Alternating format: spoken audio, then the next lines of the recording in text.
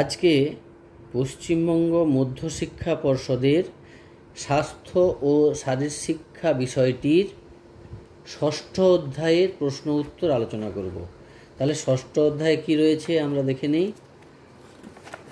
ষষ্ঠ অধ্যায়ে রয়েছে পথ নিরাপত্তা বিষয়ক শিক্ষা, খুব ইম্পর্টেন্ট চ্যাপ্টার, তাই এর প্রশ্ন উত্তর আমরা আলোচনা করছি। একের দাগে সঠিক উত্তরটি নির্বাচন করো। পথচারীরা পথে কি করবে না?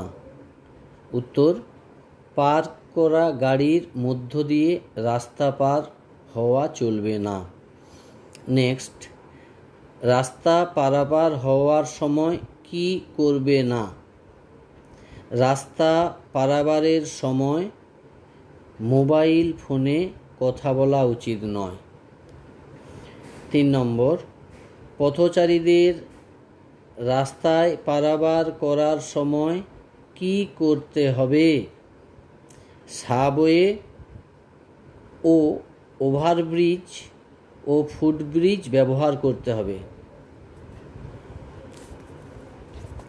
নেক্সট, 4 দাগে ইম্পর্টেন্ট একটা প্রশ্ন, সাইকেল আরোহীর কোন কোন নিয়মাবলী মেনে চলতে হবে? উত্তর হবে উপরের সব কয়টি পালন করতে হবে। তাহলে উপরের সব কয়টি কী কী রয়েছে? ট্রাফিক সিগন্যাল মেনে বাঁক নেওয়ার সময় ট্রাফিক দেখে হাত দিয়ে ইঙ্গিত করতে হবে। বিয়ের দাগে রয়েছে রাস্তায় কেবল অ্যাক্রোব্যাটিক করা চলবে। তোমাদের এই ওয়ার্ডটা যদি না জানো প্রশ্নের উত্তরটা করতে পারবে না। তাহলে অ্যাক্রোব্যাটিক কি? অ্যাক্রোব্যাটিকটা হচ্ছে ভারসাম্য ও তৎপরতা এবং সমন্বয়ের মাধ্যমে তোমাকে সাইকেলটা চালাতে হবে, না হলে কোনো দুর্ঘটনা ঘটে যেতে পারে।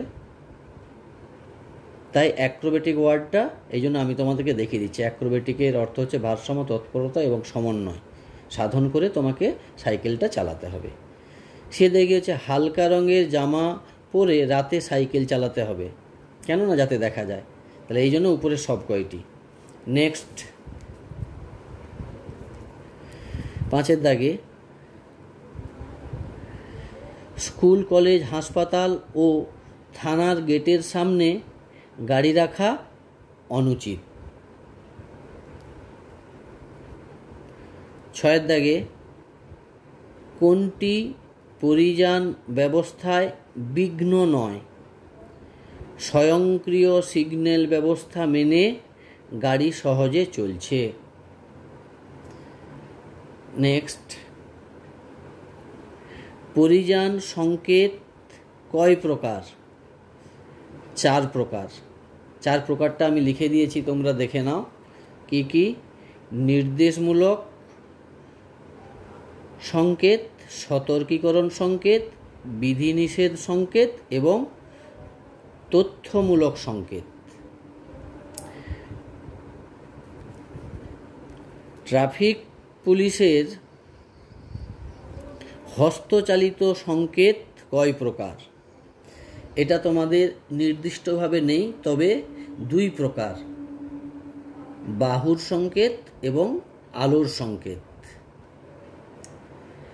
বিভিন্ন পথ দুর্ঘটনার কারণ উপরের সব কয়টি। উপরের সব কয়টি কী কী রয়েছে? না, অতিরিক্ত যাত্রীবহন ও মালবহন, সংকেত না মানার জন্য, গাড়ির অতিরিক্ত গতি ও চালকের অপ্রকৃতিস্থ অবস্থা। অপ্রকৃতিস্থ অবস্থা বলতে মদ্যপান করে গাড়ি চালানো, এই ধরনের ঘটনাকে বলা হচ্ছে। নেক্সট পেজে যাচ্ছি। 10 দাগে গাড়ি চালানোর সময় মোবাইলে কথা বললে কি অসুবিধা হয়? উপরের সব কয়টি একত্রে অসুবিধা হয়। কি কি রয়েছে? বিপদ বুঝতে ও প্রতিক্রিয়া দিতে দেরি হয়, গাড়ির চালকের মনোযোগ বিক্ষিপ্ত করতে থাকে, গাড়ি চালানোর সময় হাতে ধরা মোবাইল ফোন ব্যবহার করলে সংঘর্ষের সম্ভাবনা 4 গুণ পর্যন্ত বৃদ্ধি পায়। নেক্সট, সবুজ আলোর সংকেত পরিবর্তিত হয়ে অ্যাম্বার আলো দেখালে কি করতে হবে?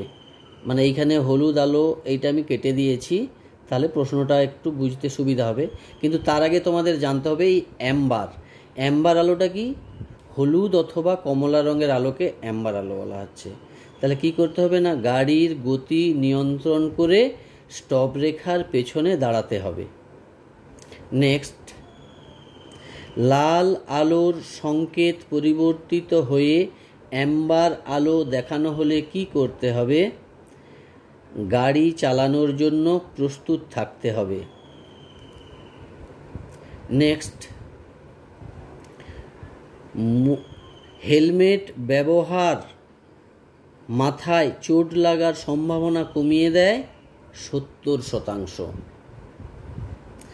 50 কিমি বেগে চলা কোনো গাড়িতে ধাক্কা সূত্র 5তলা বাড়ির ছাদ থেকে পড়ে যাওয়ার সমান। অর্থাৎ 50 কিলোমিটার বেগে চালালে একজন মানুষ যদি 5তলা বাড়ির ছাদ থেকে পড়ে যায় তারই সমান। সিট বেল্ট ব্যবহারের সুফল 60% দুর্ঘটনা কমিয়ে দেয়।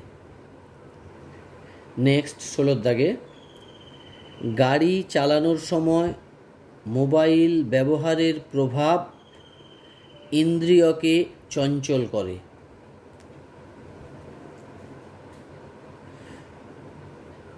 প্রতি বছর ভারতবর্ষে সড়ক দুর্ঘটনায় মারা যায় কত মানুষ? এইটা 1.5 লক্ষ, 1.5 লক্ষ মানুষ মারা যায়, দাগ দেওয়া হয়নি। নেক্সট, 18 দাগে, গুড সামারিটান কে?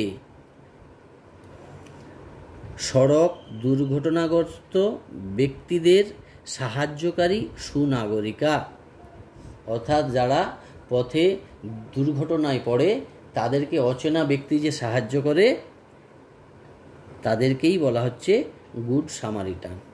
এই গুড সামারিটান এই শব্দটা একটা রূপকথার গল্পের রয়েছে, তোমরা পরবর্তী ক্ষেত্রে আরও জানতে পারবে। আশা করি তোমাদের ভালো লেগেছে। তোমরা কোনো অসুবিধা হলে আমাকে জানাবে, আমি চেষ্টা করব সাধ্যমতো তোমাদের উত্তর দেওয়ার।